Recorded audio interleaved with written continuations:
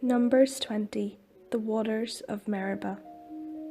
The Israelites, the whole congregation, came into the wilderness of Zin in the first month, and the people stayed in Kadesh.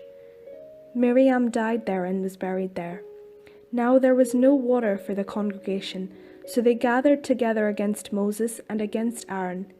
The people quarreled with Moses and said, "Would that we had died when our kindred died before the Lord. Why have you brought the assembly of the Lord into this wilderness, for us and for our livestock to die here? Why have you brought us up out of Egypt to bring us into this wretched place? It is no place for grain, or figs, or vines, or pomegranates, and there is no water to drink." Then Moses and Aaron went away from the assembly to the entrance of the tent of meeting. They fell on their faces, and the glory of the Lord appeared to them. The Lord spoke to Moses, saying, "Take the staff and assemble the congregation, you and your brother Aaron, and command the rock before their eyes to yield its water. Thus you shall bring water out of the rock for them. Thus you shall provide drink for the congregation and their livestock." So Moses took the staff from before the Lord, as he had commanded him.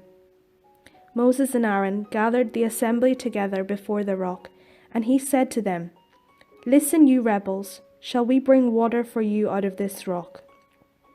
Then Moses lifted up his hand and struck the rock twice with his staff. Water came out abundantly, and the congregation and their livestock drank. But the Lord said to Moses and Aaron, "Because you did not trust in me to show my holiness before the eyes of the Israelites, therefore you shall not bring this assembly into the land that I have given them." These are the waters of Meribah, where the people of Israel quarreled with the Lord, and by which he showed his holiness. Passage through Edom refused. Moses sent messengers from Kadesh to the king of Edom. "Thus says your brother Israel, you know all the adversity that has befallen us, how our ancestors went down to Egypt, and we lived in Egypt a long time.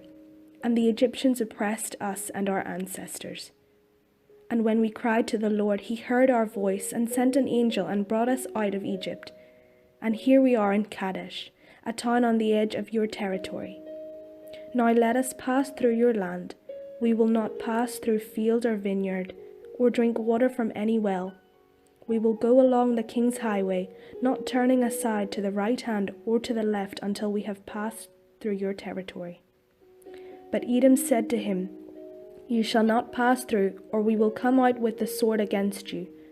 The Israelites said to him, "We will stay on the highway, and if we drink of your water, we and our livestock, then we will pay for it. It is only a small matter.